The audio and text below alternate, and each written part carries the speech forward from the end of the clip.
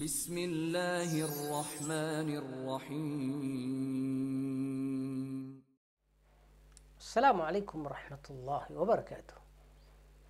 Alhamdulillahilladzi ja'ala as-siyama min sya'airil Islam.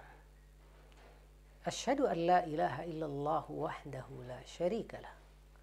Wa asyhadu anna Muhammadan abduhu wa rasuluh, amma ba'd.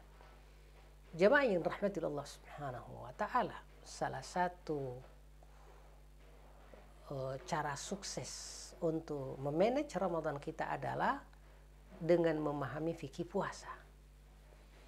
Fikih puasa pertama terkait dengan pengertian puasa itu sendiri, bahwa secara bahasa puasa as-siyam ya, artinya adalah al-imsak, menahan diri. Yang mana secara istilah bahwa puasa itu adalah menahan diri dari semua hal yang membatalkan puasa, dari sejak waktu imsak, yaitu waktu sebelum azan atau waktu pas azan, hingga terbenamnya matahari sebelah barat. Nah, kita melihat ini ada imsak yang mana untuk kita di Indonesia ternyata kalangan ulama kita memilih kehati-hatian, sehingga ada waktu imsak sekitar 10 menit dari waktu azan. Walaupun ketika kita melihat hadis-hadis terkait dengan imsak ini, bahwa Rasulullah mengaitkannya dengan waktu azan. Nah, apabila sudah azan Ibnu Ummi Maktum, maka silahkan kalian menahan diri, yaitu terkait dengan azan.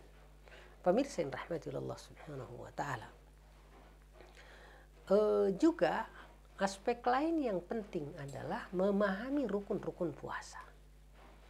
Bahwa rukun adalah pilar yang menopang keberadaan puasa sehingga ia menjadi utuh. Sehingga ketika ada salah satu dari rukun atau pilar ini tidak ada, maka dipastikan puasa kita batal, tidak sah, hancur. Dan rukun ini yang pertama adalah niat, yaitu kesengajaan ya, atau semangat untuk melakukan puasa di esok hari. Dan bahkan di dalam puasa wajib seperti Ramadan ini dipersyaratkan atau diharuskan tabyitun niyah, bahwa niat itu harus dari sejak malam. Walaupun kita katakan bahwa semangat untuk puasa bahkan sudah sejak sebelum Ramadan, sampai kita berlatih puasa sunnah. Bahkan Rasulullah memperbanyak puasa di bulan Sya'ban, dan kita pun diminta untuk memperbanyak puasa di bulan Sya'ban, yang mana niat di puasa wajib seperti Ramadan ini berbeda dengan niat di puasa sunnah. Karena di puasa sunnah tidak diharuskan mengokohkan niat ini dari sejak malam, karena ia bukanlah puasa wajib. Sehingga puasa sunnah bisa saja di waktu pagi ketika kita belum makan apa-apa, lalu tiba-tiba menyatakan aku berpuasa karena memang ya belum minum makan dan sebagainya. Nah, terkait dengan tabyitun niyah, menyatakan niat dari sejak malam, maka secara sosiologis kita melihat praktek ini oleh di kalangan kita masyarakat muslim Indonesia dilafazkan oleh masyarakat kita dengan nawaitu shauma ghadin an adai fardhi syahri Ramadan hadhihi sana lillahi ta'ala. Ya, itu tentu bagi yang menyatakan bahwa niat dalam arti ini melafazkannya dengan lisan itu membantu hati untuk fokus. Walaupun di saat yang sama kalangan-kalangan moderat misalnya tidak harus kemudian melafazkan niat, tetapi cukup mengokohkan semangat untuk kemudian siap berpuasa dari sejak malam hari. Bahkan ketika kemudian pengumuman imsak, pengumuman hilal dari pemerintah, itu sudah kemudian hati otomatis bagi yang memiliki keimanan yang kokoh untuk siap untuk berpuasa, dan itu sudah cukup. Pemirsa yang rahmati Allah Subhanahu wa taala. Rukun kedua adalah menahan diri dari semua hal-hal yang dapat merusak puasa. Ya.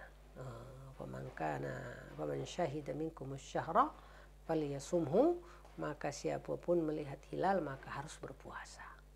harus menahan diri dari semua hal yang membatalkan puasa.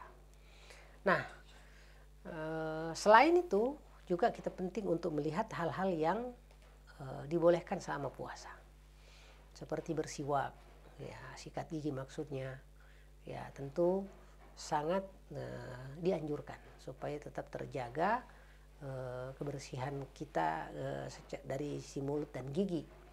Ya, dan siwak memiliki nilai yang begitu besar di dalam Islam sampai Rasulullah menyatakan laula ana syuqqa ala ummati la amartum bis siwaki 'inda kulli shalah. Seandainya tidak memberatkan umatku, aku akan meminta mereka senantiasa bersiwak, bersikat gigi setiap kali sholat. Juga menyegarkan tubuh dengan air. Ya, ada waktu tertentu kelihatannya, bukan tahun ini enggak karena terasa sejuk, pernah terasa begitu panas sehingga begitu cepat haus.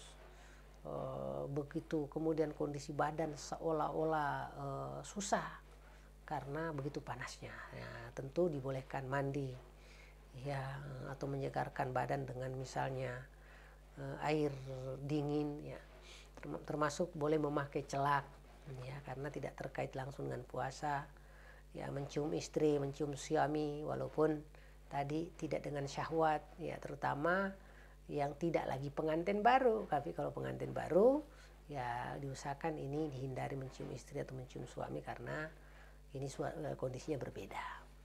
Ya, suntikan infus, ya, ini termasuk juga masih dibolehkan. Berbekam, berhijamah, ya, walaupun ini masuk kategori perbedaan pendapat di kalangan ulama kita, ya, tapi ya termasuk masih dibolehkan. Berkumur, ya, dan menghirup air, walaupun tentu ketika puasa dianjurkan untuk berhati-hati, jangan terlalu dihirup.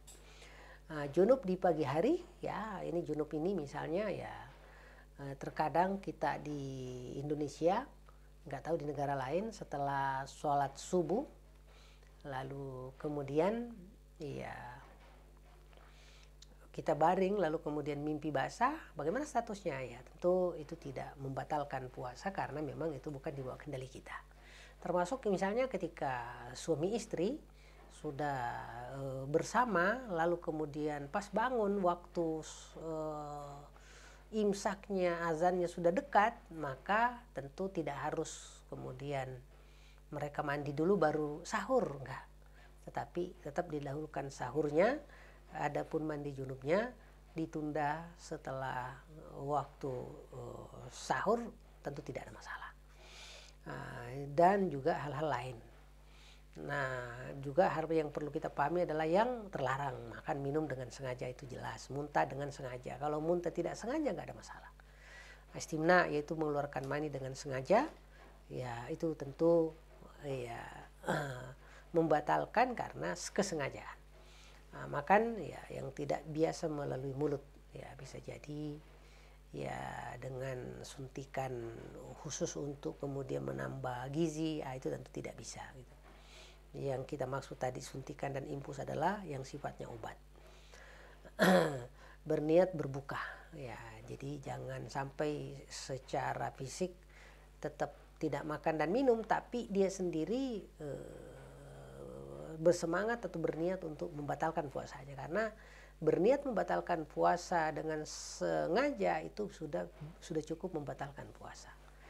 Murtad, ya, jelas, karena jangankan puasanya yang batal, bahkan Islamnya sendiri batal.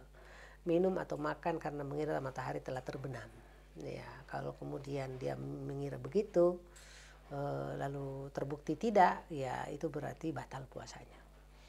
Ya, jima di siang hari, ini berat.